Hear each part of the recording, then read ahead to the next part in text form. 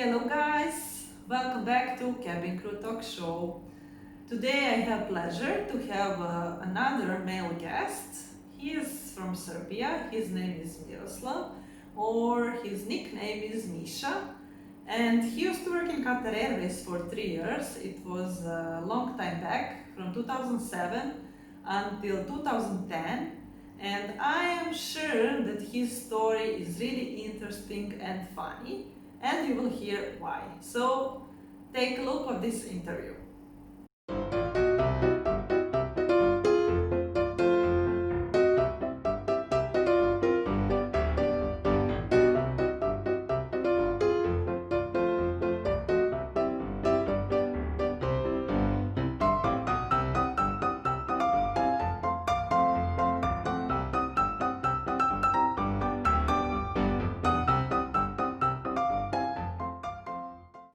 Cabin crew, take your seats for takeoff.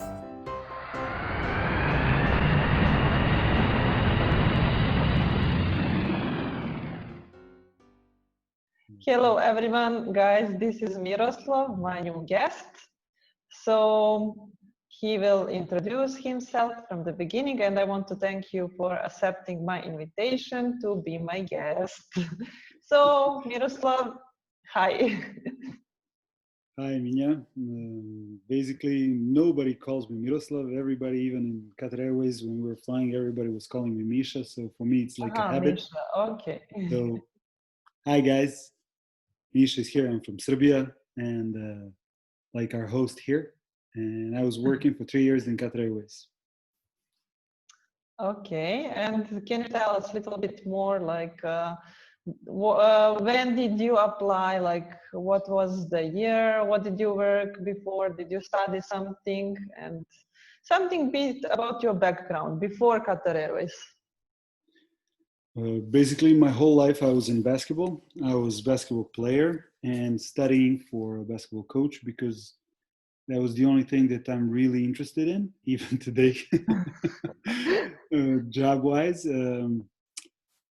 Because of the situation in Serbia, as you know, and a lot of our friends knows, I was working the same moment on a flea market in my home city. I was studying and I was playing basketball. So the situation was like that, so nothing special. About the application, I have to be honest, like I got sick of everything of not receiving the salaries that we got promised or in had in our contracts as a player. And one day I applied for Qatar Airways Open Day. That was the first open day ever in Serbia, ever in Belgrade. And this is how it starts. Like even today, even though that I knew recruitment officers after I met them, I never knew to the end what is the secret of the first round. A lot of my friends asked me about, I'm talking about the point when they accept your CV and they don't accept CV of somebody else. Yeah, So, what is the difference? What makes difference? Until today, I don't know. So everything else I did like everybody else. I try not to be completely myself, like what I got advice from one of experienced crew, one girl who was working for a long time in Emirates. By the way, she's a daughter of one famous ex-Yugoslavian basketball player. Really? And she helped me with this advice, and I try to stay in the, like how they say, golden middle. And I think this is how I passed. So, but I'm not sure. So basically you are acting that you're somebody else, right? I'm not sure that my character is really the best. Like really fit for a service industry. Okay. So Why? I had to calm myself all the time. Yeah, actually I think that is in Serbian blood, not just the boys, even girls. And you know, Maybe. like that we are famous, like Serbian crew, even there are a lot of jokes like we are not smiling or it's a very fake smile. I mean, It depends. based on our experience, yeah. But if we have to generalize, which is ugly, but we don't Yeah. do it now. Basically, during the whole flight, you have fake smiles, except if you're flying with your friends or you have a good time with the crew. Otherwise, towards the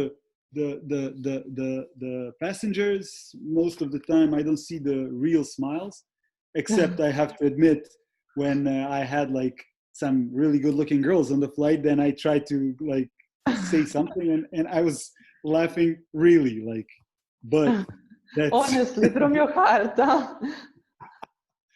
yeah, let's say from the heart, yeah. Okay. So, as you said, you used to play basketball as a professional player, but you also used to work as a trainer, right? If I understood well.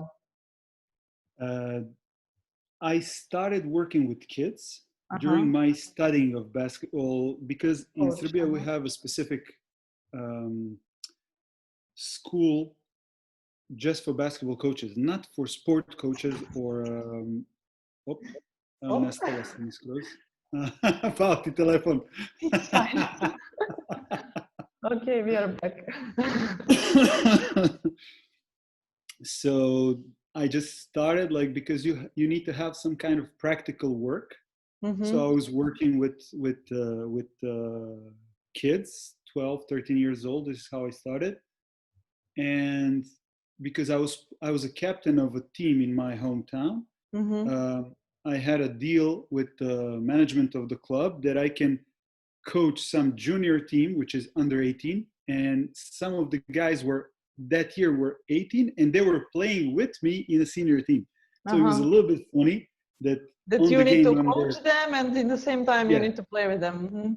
yeah exactly that was a little bit specific, but even today I'm like friends with a bunch of these guys, and it was great. It was really great. Okay, nice. I used to play basketball as well, so that's one Yeah, connection but that we you were have. playing but you were playing in the team which was by the history one of the best teams in the history of our country.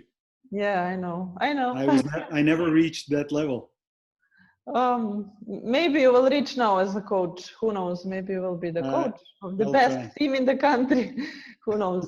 You're still young, so there is future ahead of you, no? If you ask some of my players, just today, this morning, one of my players told me like the players from Serbia that I'm coach, he's playing for now. Is going to be the second season that he's playing for the team from your city, and Ah, really? yeah, and he told me this morning like, man, you got old. Come on. That happened this morning, which is Okay. true. Which because this summer I will be 40. Okay. It's fine, you know. You still feel young. Oh, Me, everything is inside you. How do you feel exactly? So let's go back to that year. It was 2006 or 2007 when end you of applied. 2007. End of End of 2007. 2007 when we reached even today like we have a group on WhatsApp because now it's much easier using these social networks and communication applications. So we have a WhatsApp group of name of number and name of our batch. No Like, way. Even no, nowadays. seriously. No. It is different between girls and guys. It is different. Like hanging out with guys, it's completely different than between girls. You girls, based on my experience, is that very rare you maintain a real contact or real friendship. Some of you always stay in some kind of contact or some nice hi. Between guys is different, so we still stay in You a want to like say 13 years after you have still group of all yeah. of you guys? Yeah, yesterday I got the messages from people from the group. Yeah, a bunch of us we don't work in the same job anymore. Like Yeah, we changed, not in but we're aviation still in contact. anymore. Yeah. So let's go back to 2007, your first assessment day and the first assessment day of Qatar Airways in Belgrade, Serbia, right?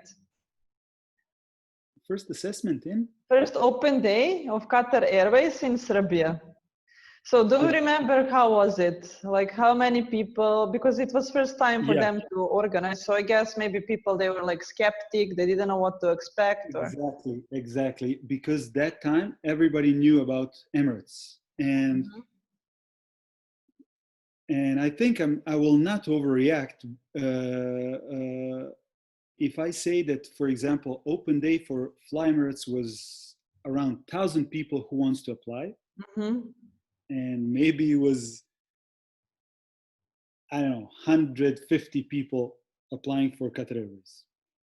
Only, imagine, big difference. People just didn't know. It's like that. And maybe that's why I passed. Less competitors, huh? Yeah. So Funny.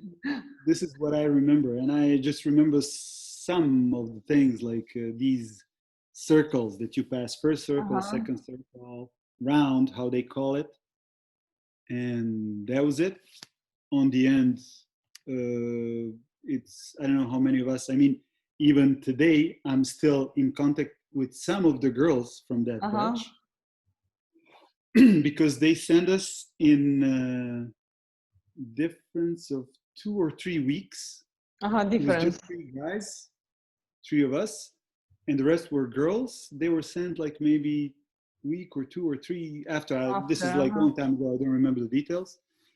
So with some of the girls, I'm still in contact. We're like, it was very specific. Okay, you're in Oman, and I don't know exactly what was the situation in Oman. Is it Oman Airways? Oman Air. Or how they, Oman Air. Yeah, I forgot. That time, because we came there 22nd December 2007. Basically, it's 2008. So in 2008, we had, and I'm talking about ex-Yugoslavian people, all together with pilots that we knew by the list that they are from ex-Yugoslavian countries. It was around 10 of us. Only? Yeah. Wow. So really? we met each other very fast. So it was completely different. Okay. Yeah, so it was a small community of ex-Yugoslavian people. Yeah. Okay, so now, how was initial training, if you still remember? And at that time, like, as the audience, they had a chance to watch the interview with Shikar, which is actually your ex-colleague. That's how you came to know about this. I mean, I don't know him well, but I know his face. I know the guy. Yeah, yeah, because you were there in the same time, actually. Yeah. So he shared his experience, like how was Qatar Airways at that time, and you had more freedom than it's nowadays, right? So can you? Yeah. Can you tell us a bit about your experience at that time? Yeah. Okay, so I would like to say one thing. Like 3 of us, I will say the names because these guys are my brothers for my whole life. Like. Milos Jeftic, this is the guy who was my flatmate, and he's now flying for Etihad. Etihad. He's still flying, Yeah, Bojan Petrovic, Boki. He's a CSD purser in Qatar Airways still. Wow. So I'm the weak link. I left. You left. Yeah. I have to say that first thing, it was there was a friend of ours even today, a Bosnian guy from Sarajevo, Admir Stomornjak, who found out that 3 Serbian guys will come. He literally showed up on our doors to meet one day you. after. Yeah, one day after. He was there for a while, and this is the guy who helped us a lot in the beginning. Like really a lot. This is something that I will never forget. Not just with advices and blah blah blah. Everybody wants to show off how they know much more than you when you land somewhere. This is the guy who practically helped us by driving, by showing us stuff. Like really great guy. And then we started with the training.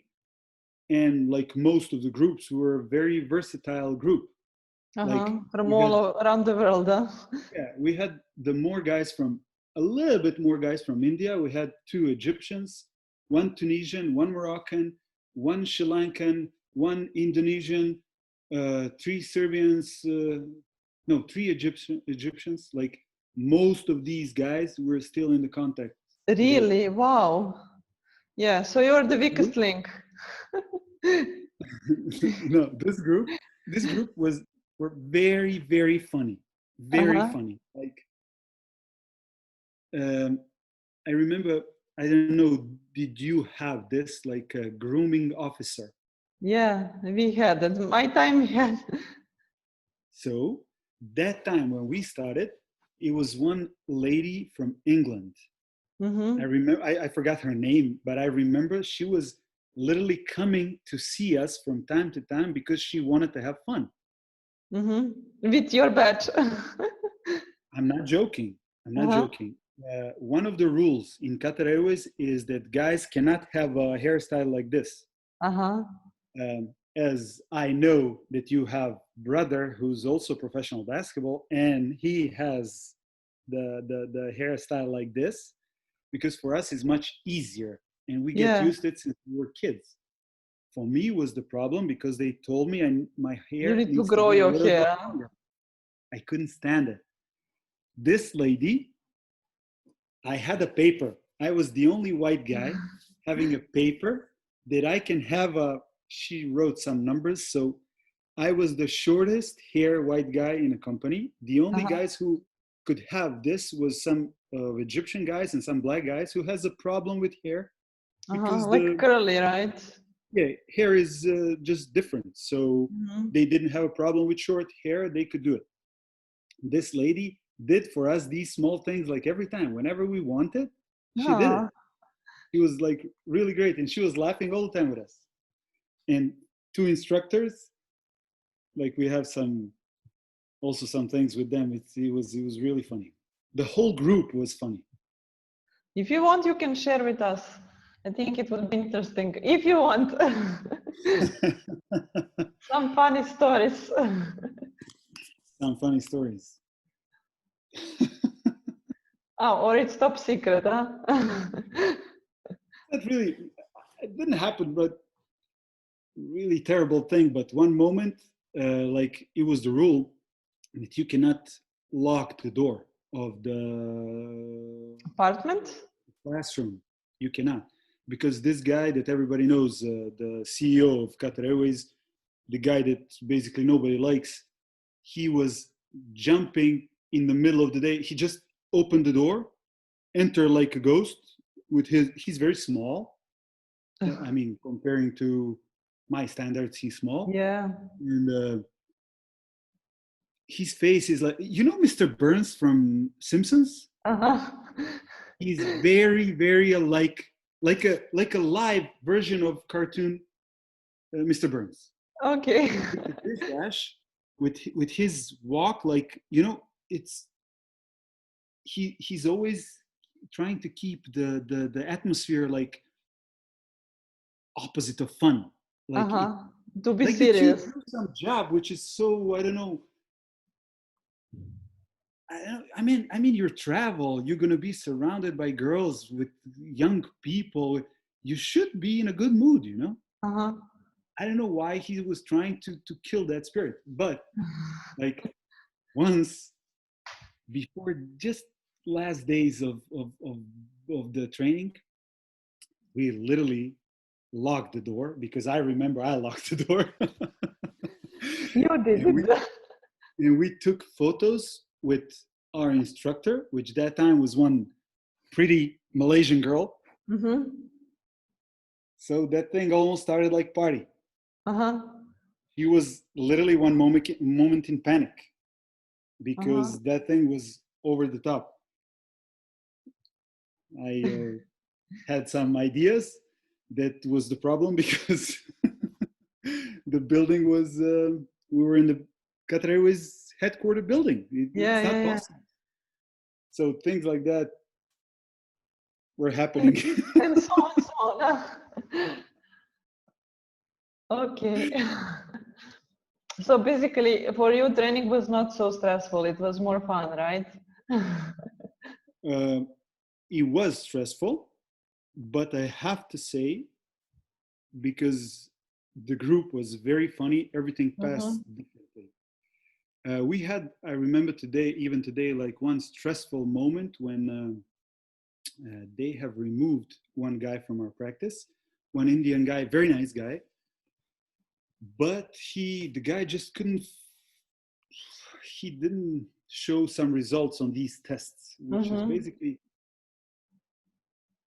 I'm not really sure that he was so bad. Something was, he wasn't undisciplined or something happened. So one day they said they will remove him. And that was a very bad day for the whole group because, you feel bad, for him. And I mean, you leave your country, you have some ideas or something, and everything just So falls they sent apart. him back home or what? They Yeah, moved him. Oh, really? yeah. So that was the situation with him. And I remember that all of us, literally all of us, minimum one for once, we fell asleep during the Training. classes. Yeah, Uh-huh. minimum once, like everybody, because that was very intense and too long. And my impression is that they they do these kind of training so intensively because officially they will remove the responsibility from the company to individuals. They will say, Mhm. okay, Minya, you have your training. So after 4 weeks of training, when you get the wings, officially you're equal with somebody who's flying for 5 years. Yeah, yeah, yeah. You should No, have same that's not the knowledge, huh? process. So, but if you do something, the company will never be like a problem. They will say, okay, this girl has a certificate. They know what to do. They made a mistake. We're going to blame on them, which is today, even now, when you see the Corona thing. And for example, I'm in a sports business now. You get the rules like how you can practice. Okay, now here in France is a little bit different, but let's say in Serbia, my friend coaches send me the rules, which is basically great, but it's not possible. Mm-hmm. To keep the And distance and yeah, with all the small things, it's basically almost not possible. And then if something happens, they will say, okay, we're clear. We gave you the rules. Obviously, you didn't follow the rules. So mm-hmm. it's the same. This is my opinion. Maybe I'm wrong, but this is my opinion. Okay. So I want to ask you how then, because during your cabin crew job, you also had contact with basketball there, right? Yeah. How did you came to basketball back in so that was Qatar, a little and bit. how did you That manage was your the time, like together flying with basketball? Not immediately. The thing was, I didn't really know much about basketball in Qatar, Mm-hmm. but in the first building where we were like accommodated, Mm-hmm. because they moved us a few times, uh, literally 100 meters left from us, where one sports. Complex, No, complex no, no, or no, no? the how do you say, the store. Uh-huh, My uh-huh. With first selling. thing that I bought, the first thing that I bought in Doha, in Qatar, was basketball. Uh-huh. Before they broke the whole neighborhood there, they demolished it because now there are some big buildings and something. It was a basketball court, Mm-hmm. literally across the street. So I was using every free moment to shoot a little bit because, as you know, for us this is like a drug. I cannot live without this. And once we were out in one club in Doha, and I saw a really big guy, and I saw the fit big guy. Like, it's obvious that he is or basketball or volleyball player. That there's no Mm-hmm. options. I Somebody knew him. They met us, like they introduced us, And then the guy told me he's an American guy who's a professional playing import player who's playing for a team. Mm-hmm. And I said, nice.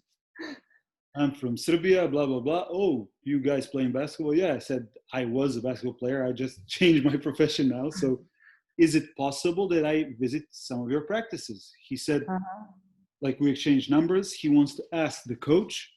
The coach said yes. At the moment, I didn't know what's the biggest problem. The biggest problem is they don't have a lot of players. So they will accept anybody To who join. help with numbers. So it was very funny.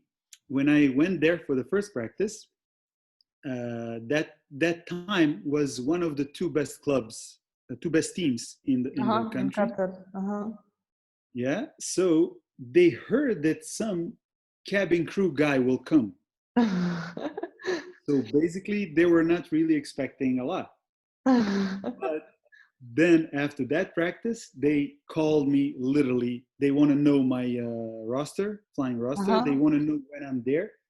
They were always sending some of the players to pick me up because that time I didn't have a car. Like they were doing everything that I come every day. I mean, as much as I can.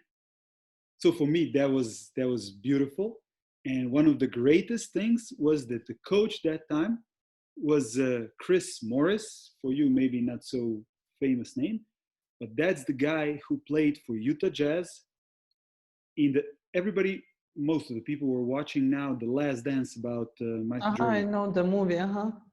The documentary on Netflix. So this guy was in the generation with Karl Malone, John Stockton in Utah Jazz. He was guarding so many times in the second unit. He was guarding Michael Jordan. So I knew who's the guy, and for me it was like, wow, the NBA guy will like coach me, you know. I have to say he was not really some kind of high level coach, but as a guy he was great. Like literally great. And then how did you manage flying? Actually, at that time there was no rule of minimum rest, right? Or you had it? It was. It was, but not exactly like this. So the advantages of that time. The technology was not that level like today. Like nowadays, Yeah. So basically, we were in the completely new building. And that time they still didn't activated all the cameras, or maybe that moment they still didn't put the cameras everywhere, or I knew that something was like that. I cannot, if I'm mistaken, sorry, but something like that happened. So they didn't really know what we do all the time. And two guys who were changing all the time as like security, two Nepalese guys were really great. One of them I remember today because I was fascinated by this guy. He was a professor in Nepal, but you know, the money thing, and on the end he ended up working as a security in Qatar Airways crew building. The guy had I don't know. Did you ever see Nepalese alphabet, or how do you, Nepalese letter? Yeah, it's like some hieroglyphs. I don't know. Yeah, we can call it like that because for us, we can For say us, that that's how it looks like. Hindi and things for us are similar or the same. This is like a calligraphy. I don't know. You know what is calligraphy? Like this was beautiful. Like the guy was so educated, and it was so nice talking to him. And so these guys were so cool with us. They didn't report any problems and something. So that was the advantage. The rules were extremely similar, but we found a way how to avoid Not rules. that strict. They just couldn't control it like this. So we had what now? What did you remember? Most of the young guys, you know, when you experience that and you start meeting new girls, of course you're interested in dating girls and meeting them. And the problem was that after 10 p.m., Mhm. nobody can visit you. Yeah. Like nobody out from your building, not even a guy, especially not the girls. 9:55, they have to be down. Mhm. So the group of how we call each other idiots of Egyptian, Indian, Moroccan, Tunisian, Serbian gang, we realized that cameras are not working. Wow. And we realized that we found a loophole Uh-huh. uh, from the basement. Really? Now you will tell the secret. Yeah, but I'll tell you after also what bad thing happened. We realized that one door who were connecting basement parking Uh-huh. and the building were unlocked and there was no camera. Uh-huh. So So, that was your escape route, huh? so when the first guy got a car and Milos and me, we eventually got the car like half, which was Uh-huh. impossible for girls. Everybody told us it was crazy. We never had one problem with that. We bought the car and we were bringing girls in a trunk Oh, or no way. completely down in the backside, like we driving down, and Uh-huh. then we open the door, we check is there anybody, we sprint to the elevator, we go up, and then this is the same route how we go back. So our gang knew that thing, so we had people, we had fun, and after one day we found that this thing was blocked and somebody, we never found out who, and that was much Reported. better, somebody told it, because I remember the guys that I know, I think that we would crucify that guy. So it's better that you didn't came to know like who was the Oh, we were one we who. were we were broken. Aww. That was very funny, very funny. Yeah, I but even you remember at that. least you enjoyed, you know. You find Yeah, a way how to live in Qatar Airways with their strict rules, no? yeah. And I remember like that was so funny because they told us if our parents come to visit us, Mm-hmm. and they said like because this is the guy's building, they said like your mothers cannot stay with you. Mm-hmm. They said like because your mother is a female, and Mm-hmm. then of course we said like, oh, it's a woman, huh, really? And they said like don't be rude and blah, blah. So I remember Milo's sister, she came because that time you need to provide I don't know, list of the hotels, you need to pay the hotel, but that was Ah, too to much have a for us. proof, uh-huh. That was too much for us. So she came to Qatar. We smuggled her in, and she was there the whole time. She was in our apartment. We didn't Imagine. pay the hotel. She was living with us for I don't know how long she stayed, like a week, 10 days, 2 weeks, doesn't matter. She was there Uh-huh. all the time. And Milos and me, we were just functioning like that. It was like this. Great. Yeah, it's interesting to hear this type of stories. It's funny, you know, and maybe people they think, okay, maybe now it's like, you know how they call nowadays Qatar Airways, like they're You're golden frozen. I didn't hear. prison. Can you please repeat? They call Qatar Airways nowadays golden prison. Like you have everything, but basically you are in the prison, right? But at that Oh, time it was different, so it was no, much better.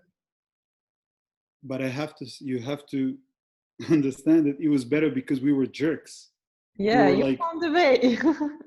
yeah, but eventually, when they moved us to another apartment, to another building, and everything was different, and Mm-hmm. with all the swipe cards, when they changed to Oh. that was like, uh, if you give them reason to check you out, they will find something. It's like, Yeah. it's not possible. I remember like one of our guys who's living today in Sydney, also Serbian guy, our very good friend. Him and me, we didn't pay attention anything about the rules anymore. Uh-huh. It's like we broken so many small rules that now it's not important. Like we had to come back 3:30 in the morning, regardless if you're out, regardless if you're on vacation and you Yeah. didn't leave the country. You need to come back to your accommodation on your leave in Doha. You cannot even be in the hotel if you want. Yeah, I know. You knew that. Okay. Yeah, That was for because me. I used to work there, you know that? I used to work in Qatar Airways. Okay. Yeah, then I got terminated for a stupid reason. Yeah. Then you know. But I know like even more because of my sister that you met her on the flight. Yeah. So she was there 8 years, and of course, even she broke so many rules, but she was lucky But enough for you not girls, to be catched.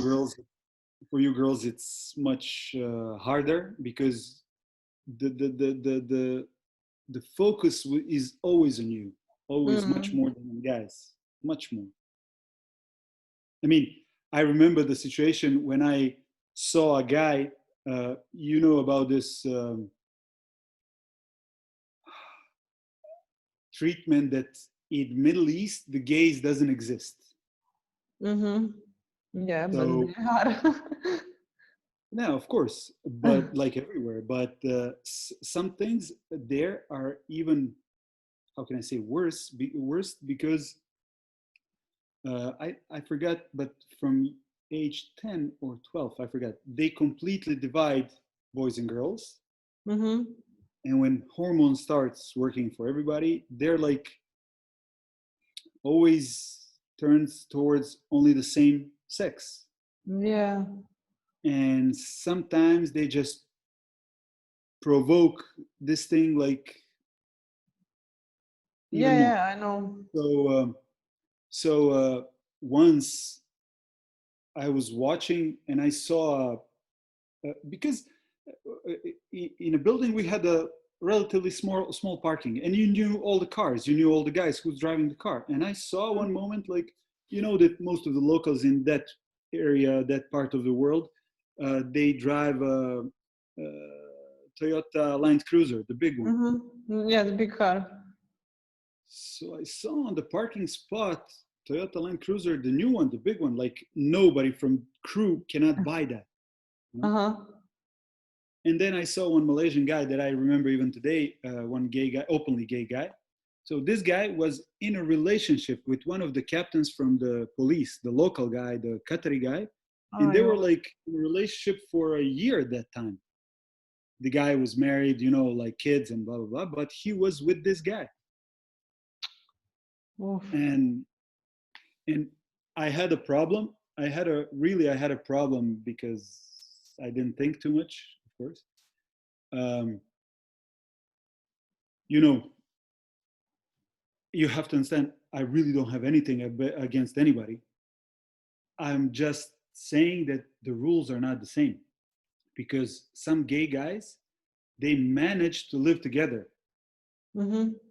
And nobody paid attention to that. But we couldn't bring girls in our apartments. And once I wanted to go to the headquarters to address that problem, but the instructor that I was mentioning a few minutes ago when we locked, she saw me in the building, and she took me to the room that there were not even a room. There was like a how do you where you keep your stuff for Like cleaning. storage, something, right? Yeah, something like that. Mm-hmm. She literally pushed me there. Mm-hmm. I was really good with her, and she said like, where are you going? She heard about that I want to ask this kind of question. I said, I'm going to see, like, I mean, if I want you to come to my place, you cannot, but like these guys, we knew one of the instructor guys, like very good guy. Mm-hmm. He was bringing guys from the building to his to his apartment, and you know, you could hear partying, you can hear different sounds, and you cannot bring any girls, which for me was completely double standards. And Yeah, she yeah. literally told me like, "Are you crazy? They will terminate you. Like, if you ask these kind of questions, you will be out." She Mm. literally kicked me out of the building that I go back home, and I never asked that kind of question. So probably it's still happening, same thing. And someone is also pissed off like you. I'm not the only one. I But have to say, there's a lot of guys like who felt the same. yeah. Okay, let's go back to basketball and playing. So you managed to play while you were working as a crew or no? It was allowed or like how did you? No, that's it. That I was practicing with the teams. Mhm.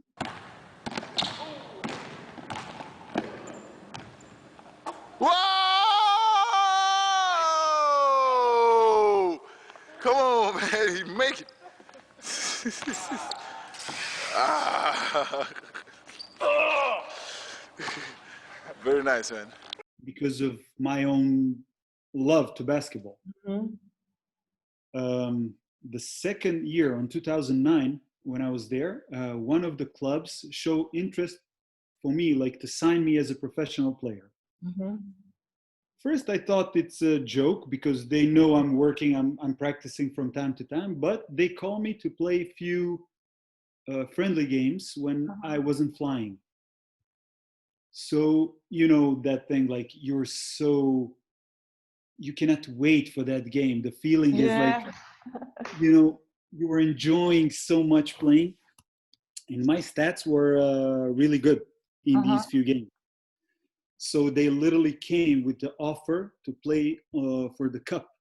And but for that time, I was thinking like, how is this possible? Like, are you guys crazy? You offer me a good amount to play, and for me, of course, money was great. But you know, when you love playing, for you, it's like, oh man, finally I will play official games again. Like I will compete against people because that time uh, American guys with a good CV who played EuroLeague or who played NBA, they're finishing their careers, but they're coming Mhm. to Qatar and they had great salaries. Ah, really? So like end Yeah, of the career they come there to play, right? yeah. Wow. It was some great players were there. Like when I was coaching, Mike Taylor was playing for Garafa team, and Mike Taylor is one of the guys who played in NBA. The guy Mhm. has like 31 points, his own record in NBA league. He was Wow. playing there. And anyway, uh, I was thinking like, how can I manage that? And after I don't know when we came to the like amount what they want to pay me, they explained me how many games minimum will I play. I realized that I have some days off, Mhm. and I knew that I could move that in a specific period, which would be Mhm. great. So I went to check with Al Bakr, Mhm. the CEO guy. of the. Mhm. Yeah, the guy literally didn't let me ask him to finish the didn't let me to finish the question. The guy knew what I want to ask him. He said like this with the the hard Accent. Arabic accent Uh-huh. when he said like, no, you are cabin crew, you cannot do basketball, or he said something like that. You cannot do that. And I wanted to ask him like if it's possible that I move my because it was my vacation was there that I can get like for 15 days. I don't need the salary. I don't need anything. I will just use my vacation to be here to play games. Mhm. And the guy literally in 30 seconds, he just blew me off. Mhm. From that moment, I didn't like him even more. Yeah, but basically you are not allowed to have another job, like you're not allowed to have another income, right? When you work as a cabin crew. You're That's not what allowed to is, have another sponsor. Yeah, yeah, yeah, yeah. that's what is But mentioned like in contracts. yeah, but you can you tell me And that is there anything that they cannot do with one phone call or what they can yeah, do with one phone call? Yeah, that's true. But also they don't want to take a risk, like you get injured and then they're paying your insurance, you know, and there is. I was ready to pay everything. Just And what happened then? Like you didn't play those games. no, I didn't sign the contract. I never Mhm. played officially as a professional in Qatar, but I continue practicing just for me, you know. Mhm. That time, I already had my, people will maybe not understand, but FIBA red license. FIBA is a, roof organization for basketball in the world. So I have my license as a highest level professional coach. Mhm. So eventually, I met the president of the federation, basketball federation, and this guy, because you know, in basketball world, people knows about ex-Yugoslavia, about Serbia, so they always look at you a little bit differently. They know that you basically know what you're talking about. So this guy, Rashid, that I'm friend with him even today. Um, he he did something very smart. He tested me. He gave me like a group of kids, which was selection, and he was checking my roster. He said, Mhm. like, can you please help us if you want, when you have time, to coach this group of kids? I Mhm. mean, young players. For me, it was great. I was thinking, like, maybe that's a chance that I finally leave this job that I really don't like. I'm trying to enjoy, and I, it would be very ugly if I say that I didn't enjoy. But I have to say this is because I had a good gang of people around me, not because of the job. I didn't like the job. I have used the advantages of traveling and meeting people. Uh, so I was thinking maybe I can go back to, I mean, my goal is eventually to go back to basketball. So maybe I Mhm. can even here continue my career. So I was coaching that selection for, I don't know, 2 months, maybe Mhm. something like that. That was already maybe beginning of 2010. So then they have signed one American coach who took over that national team. But then one day Rashid called me and asked me, do I want to continue as a basketball coach in Qatar? To leave the job and to. So for Mhm. me, there was not even a question. That was like just yes, and that's it. This is the short story. Then I resigned Qatar Airways. I went back to Serbia for a few months, and then I came back on 2011 in August for preparation for the Asian Championship. Mhm. That was the first time that Qatar under 16 qualified for the Asian Championship, and we had that tournament in Vietnam in the west side.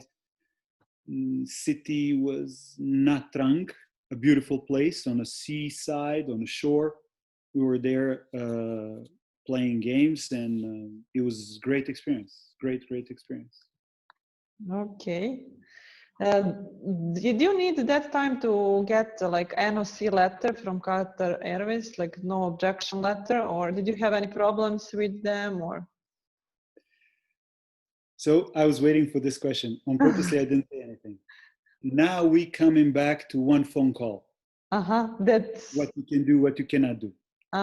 Okay. Basically, Mr. Rashid, the guy who was, his position was general manager of the federation, Mm-hmm. but his friend, like a personal friend, is oh, I forgot the name, but last name is Altani, the guy the from the ruling family. He Mm-hmm. was officially the president, but this guy was just there to, you know, he was a very nice guy, and he was there to sign papers, to take photos. He was representing Qatar in FIBA. He was one of the presidents for Asia, and you know, Qatar as a that time, especially as a very rich country, they were trying to promote their name. Mm-hmm. So whatever Rashid decide, the president was That's just the saying final okay. decision, yeah. So when Rashid called me, I said, what I'm going to do. That thing was a big thing, like no objection letter. How they call it? No, NOC. NOC, yeah. NOC. NOC. And Rashid said like, hey, I'll send you the contract. I'll send you the visa and tickets. I got visa and tickets on my email. I landed in Doha, checked me in. My friend picked me up and I went to another apartment, big apartment. I got the car tomorrow and nobody ever asked me anything. So basically they managed to get it, right? I don't know. You don't know what exactly happened.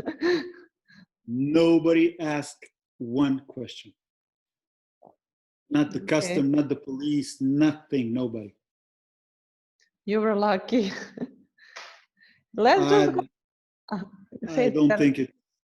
I don't think it's luck. I just think it's like, because Federation is a government organization. Qatar Airways is a government organization. Everything is connected to the system. It's not possible because my, how do you call it?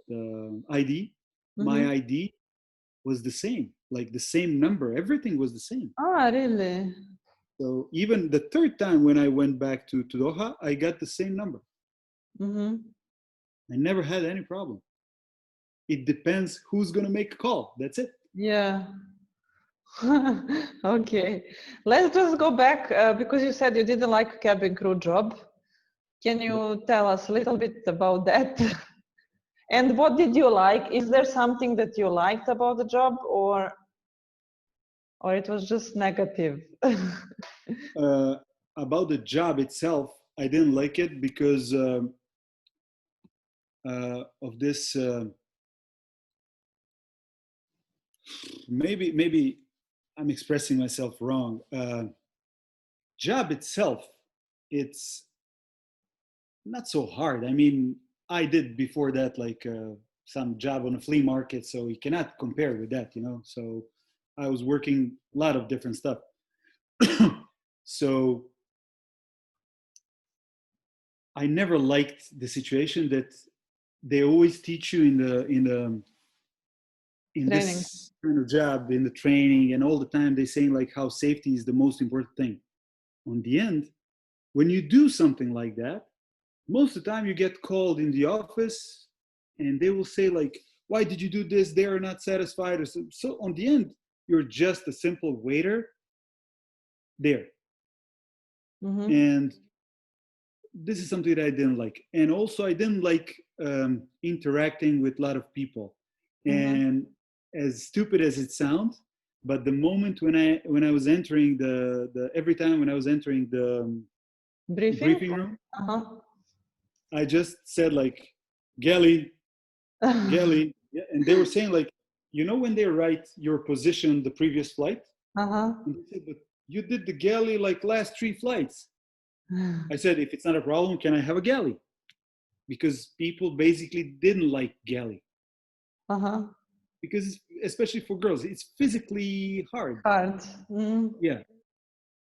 I liked galley because unless is a minimum crew and full capacity of the cabin, you're not gonna really interact in a service. I mean, with people, you will be back. Yeah, so I like being galley as well. Then, you know, because sometimes, you know, it's just too much. I cannot talk with passengers that much, repeating all the time same questions, so I can understand you. Yeah, and it is physically hard. I have like lower back pain. I had pain in my wrists, hands, yeah, everywhere.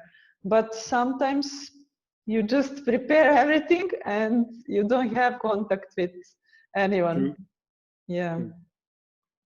But I guess you enjoy traveling, right? Of course. Like probably is a similar situation with you. We, as that time, young guys, young people, or even before kids from Serbia, most of us, we didn't travel.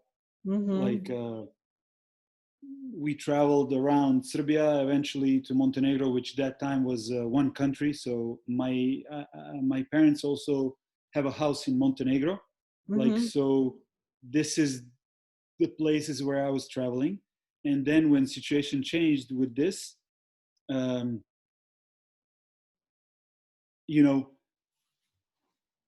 I had a friend who lived in Paris. So my first Paris, I'm going there and she's picking me up and showing me the Uh-huh. Paris. You know, you're with somebody who lives in Paris for years and years, and you're watching these cities on TV, on movies, you know, like then in London, another friend, she was studying there, and like she's waiting for you there, and she's showing you the city, and Yeah, you have a tour things are guide. completely different. Yeah, you start seeing things not just like an average tourist or something, but like even before the 2008 Olympics, I got a Beijing with a day off. So I went to the Forbidden City. Wow. I went to the big wall of China, Great Wall of China. Um, I tried to see the gyms who were preparing for the Olympic Games, Uh-huh. like I don't know. When I was in Shanghai, I went playing basketball on the street with people who doesn't speak English in public playgrounds. I had I had um, what's the name?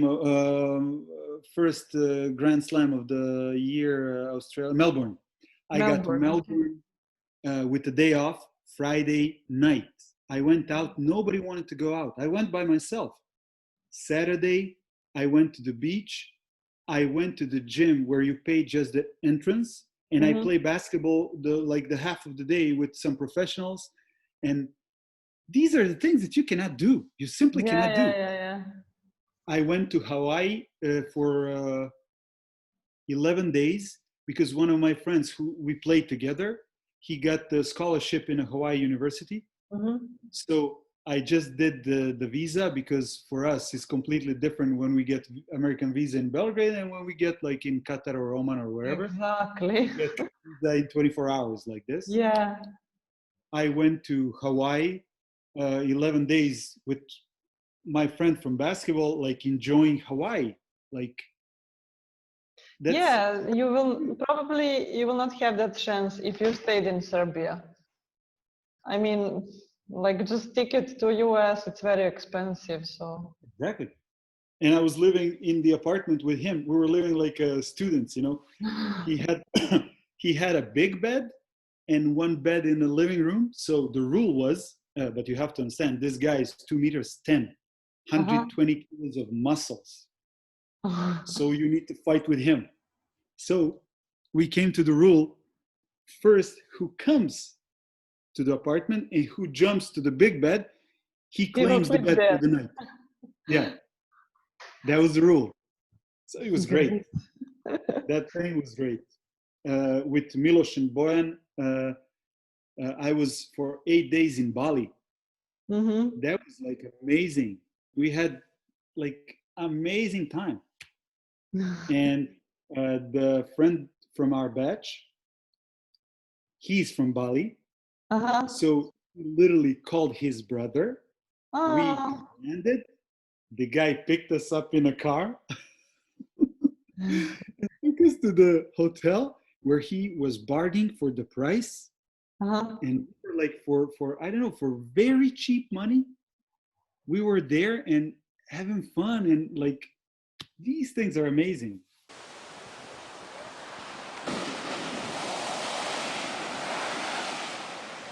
Edu pičku mater.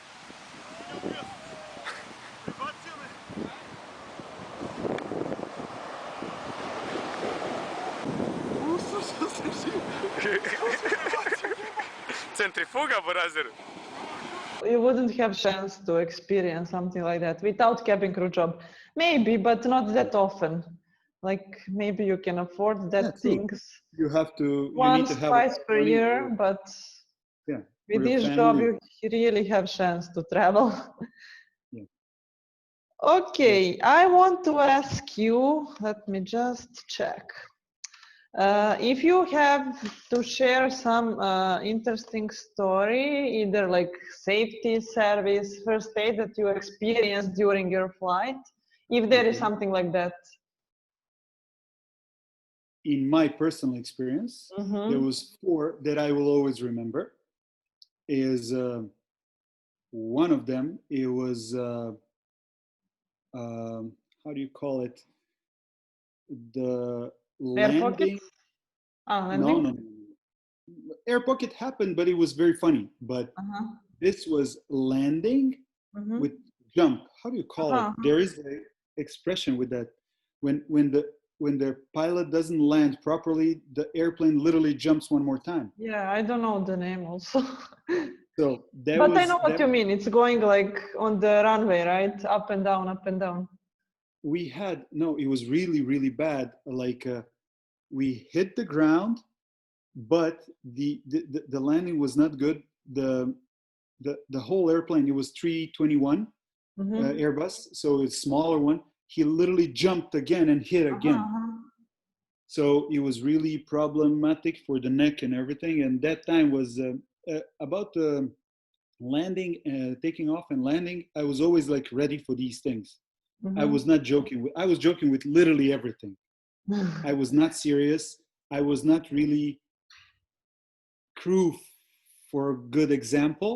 Uh-huh. But with these things, I was always serious. Like I Uh-huh. was always ready to react if something happens. I tried. I mean, I don't know what would happen. How would I react if something happened? You never know that. Maybe I would be the biggest chicken that anybody saw. Maybe I will scream like a girl, I don't know. But I was trying to be ready. I remember that I couldn't wait that we land because I was flying with one of my best friends, Binoy, one Indian guy that he was the soul of our batch. Mm-hmm. He was the biggest idiot, the funniest guy, the amazing guy. So we were flying together. There was 2 flights in 3 years we had together. So we had a layover. I couldn't wait. That thing was very serious. I was there, and I was a witness between fighting, almost physical fighting, between 2 pilots. Oh, Because really? for that flight, you don't have officially, you have a co-pilot, but for that landing in Kathmandu, you always have 2 pilots. Mm-hmm. Just the position is official co-pilot. You don't have a guy, unexperienced guy. Mm-hmm. Because that's a specific landing. That was scary thing for everybody. Like the silence was amazing when that happened. People were so afraid. The 2 similar things was when I caught the guy when he was falling down with epileptic attack. Oh, really? He felt bad. He was walking to the middle galley. We were flying to New York. And suddenly the guy just starts shaking and he was falling down, and I caught his head. Mm-hmm. He was just next to me. And he was okay after, but he was epileptic. And the worst thing, what happened was once we were flying to Pakistan, it was just a turnaround flight. For that flight, we always have, how can I say, taking our engineer, because there With we you. didn't Okay, have if an something engineer. happens, so they can fix it there, right? I don't. They cannot really fix it, but they have to check, because the pilot, he needs to make a round around the aircraft before takeoff. But I don't know what was the thing between that airport and Qatar Airways.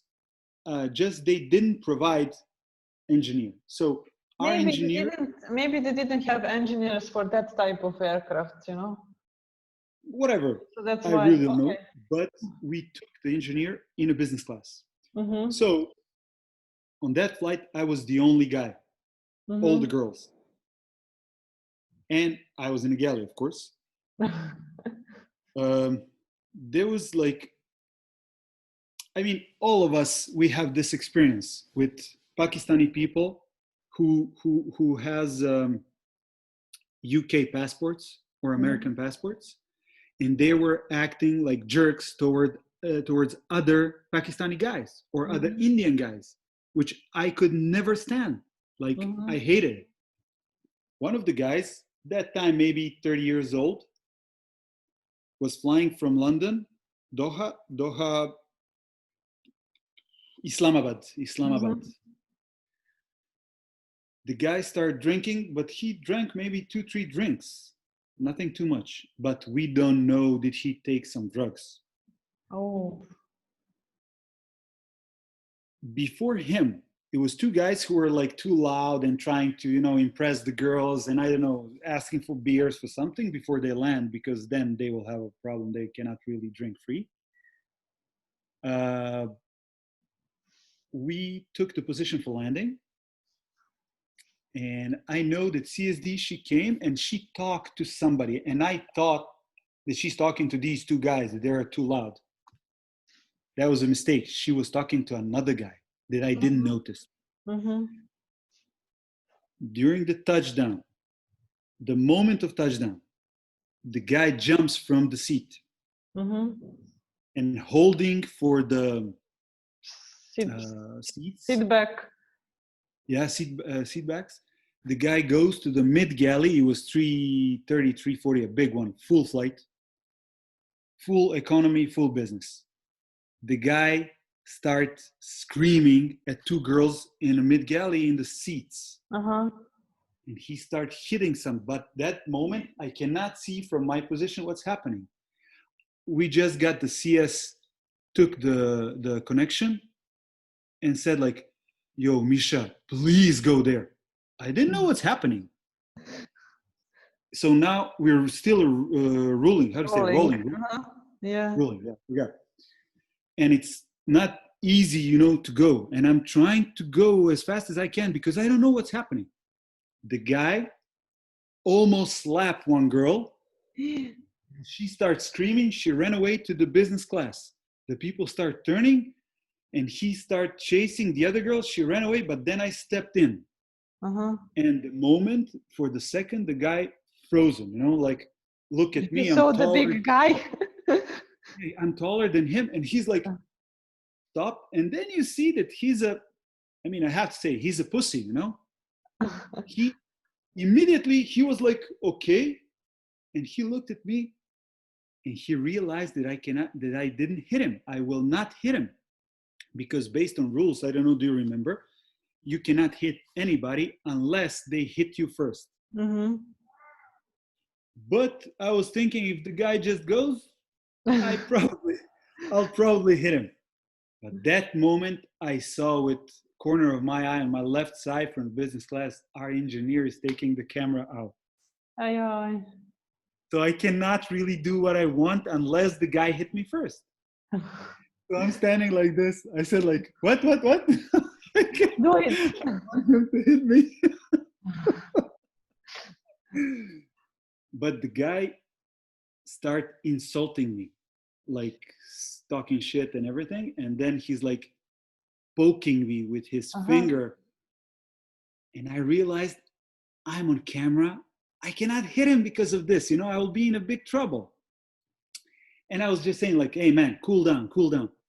That moment, he grabbed the handle, like literally he wanted to open the door. But now we're on ground.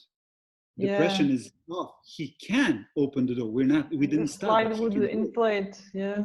Imagine that. So I used that thing. I grabbed his hand, I twisted, and I grabbed his neck, and I bumped him on the door, and I hold him. I was holding him like that until the police came.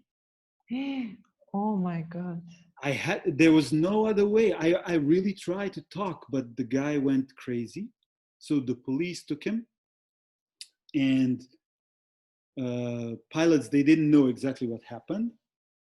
The CSD, she was great. She told me like, yo man, thanks. You know, this is the first time that somebody jumped like that. Like, really, we didn't know what to do.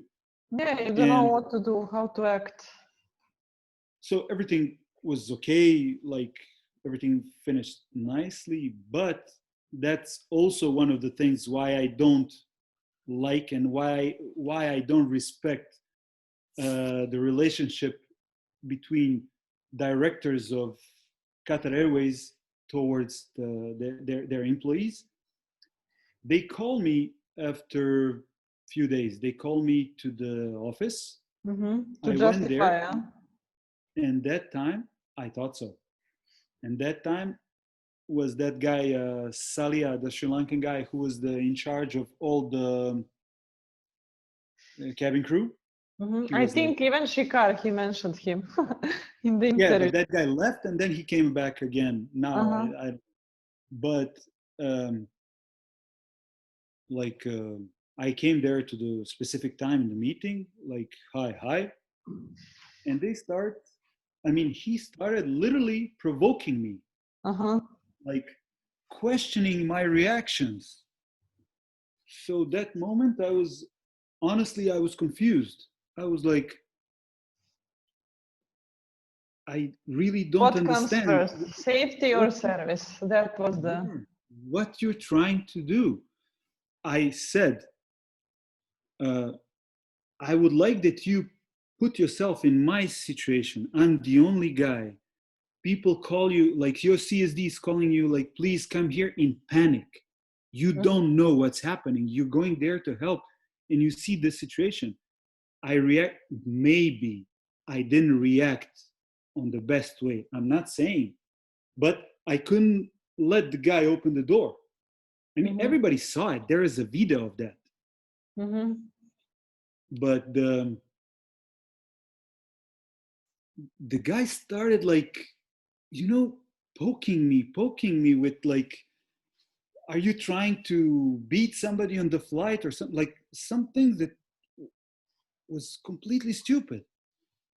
I said like, I honestly thought that you calling me here to prank. verify the story, and on the end basically that you can say, okay man, thanks for this, you could do better, or maybe you couldn't do better, but okay, try not to do that the next time. And for me, that was, at least I expected like that. Like I stood up, I said like, I didn't expect this, I don't appreciate this, I don't know what would happen if I didn't react, and I said bye. But after that, my promotion to F1 was moved. So you never became F1, huh? Binoy and me, we were the only guys from our batch who were moved for like 6 months, a little bit more. Yeah. But for you, that was not that important. You already had plans to go back to basketball, no? No, that was a little, yeah, I had plans. That was earlier. That happened later with this offer. But the problem was that I left the F1 training. Why? What do you mean? I mean, one of the guys, he's a CSD now, a Tunisian, my very good friend Ahmed. He's still CSD in Qatar Airways, and we just talked a few days ago, and he was there with me, and he can confirm everything what I say. There was a French guy, Pascal. He was the openly gay guy, instructor for the service for F1 and first class. He was like, even the other instructors didn't really like him, but I didn't care. He's my instructor. We're going to finish this in, I don't know how long, 2 weeks, doesn't matter. A week, 2 weeks, doesn't matter. But I didn't like his attitude. I didn't like how he was poking on there was 3 Korean girls, he was poking them so much, like he was mocking them about the accent, about, you know, he was really rude to them. I didn't like it at all. I was there as a professional. I didn't say a word. I was listening. I didn't smile at all. And he had a problem with that. So then he started with, your sitting is not good, your body language is not good, blah, blah, blah, blah. I didn't react. He was pissing me off, but I didn't react. Then he came to visit our, you know, when you have a break, we went to this like Canteen? Canteen, yeah. Uh-huh. And he was walking in, he was walking around, and he saw me because there was few batches, you know, and you meet so many of your friends. And we had fun. Any moment when we can, we had fun. After the first test, I remember today, like I was probably one of the best in the group with the tests. Mm-hmm. He told me to wait after the class. I was there. There was another guy who were like a rookie for, he supposed to become a service instructor. So he was there like to I like see, to learn, to see how it's... yeah, how to handle these situations. So I had a witness. The guy called me. I was sitting there and he said like, you know, Misha, I have a problem with you. So now I know, but I'm acting like a fool. Like, yeah, why? You know, your attitude during the training is not like, I'm not so happy. Like, why? What's the problem? He said, literally, I'm not joking. He said like, you're leaning down all the time. I saw like so many times you looking on your watch and you're not smiling at all. I mean, yeah, I'm not joking. I'm telling you exactly what the guy said. So I look at him, I said like, is there any rule that I need to smile or laugh or do whatever to your jokes? The guy changed the color. He took me tomorrow to the manager of service something, an English guy. I was there. We already had the second test. That was the practical one, and I was great there. So I'm sitting there, and this manager is like, you know, they always have this approach, very strict about, they want to put you in the place that you look like a little kid, which I couldn't accept. So they said like, he started talking about my attitude. And the guy said, you need to change your body language. And I said like, okay, can you like ask him what he said more? And this instructor, the Pascal, he started being like uncomfortable, but this guy made him to say. So I made him to explain the situation about me not smiling. And this guy was confused, like, but basically it's not a big thing if he's not smiling. Your like, jokes. He was asking for my performance sheets. That was even more confusing because I was really good. He didn't know what to say. He protects Pascal a little bit by saying, okay, you have to take this a little bit different approach, blah, blah, blah. Everything was okay. And then every day, he was like using every possible moment to, you know, push me. And then I did something that a lot of people found out. I never lied about that. I said to the manager that I did it. I was sitting again, like a little bit lean back, you know, and I crossed my legs, not completely like you girls, what you do, you know, like knee on the knee. My legs are a little bit different crossed. But probably your husband does the same. So one moment, he asked that I sit in the first row. So I was there, and literally I was sitting with my legs like this, you know, completely like stretched, just foot like this. I have to say I was provoking also. And then he didn't look at me. He was talking, and one moment he exploded like, "Why are you sitting like that? You're showing me your crotches. Why are you doing this? Like, why you don't sit like a?" He used something like a like a normal people. He said something like that. Like, put your. I have to show you. You know, like when he want me to do this. I explode, but I was like, basically, I was like, cool, but my pressure was, I explode. Like a bomb. I did this with completely cool voice and cool face, but I was burning. I said, yeah, you know, I have a problem.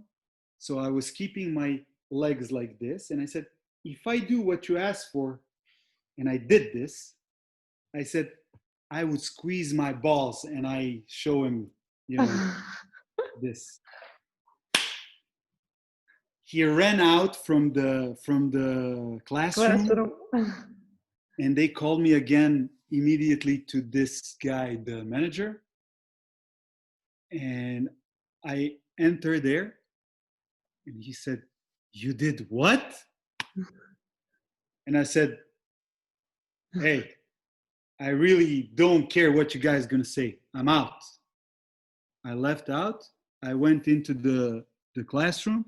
I said, "Guys, I'm really sorry because of you. I don't have any problem with any of you. I just have a problem with this guy." I took my trolley and I went out to resign.